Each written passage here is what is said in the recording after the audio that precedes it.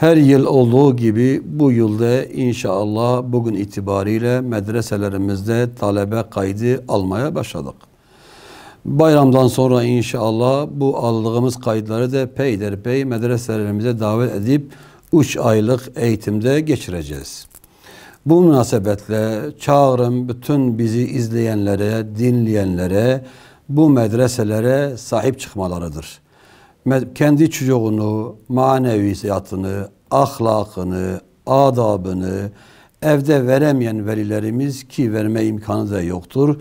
Çocuklarını bu vahyin nurundan istifade eden mekanlara göndermelerini tavsiye ediyorum.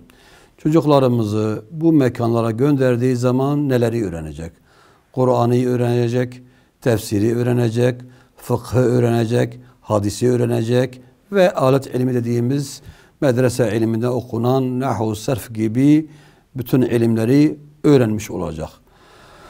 Bundan dolayı topluma yararlı bir fert olacak ve topluma inşallah öncülük yapabilecek nesiller de yetişecektir.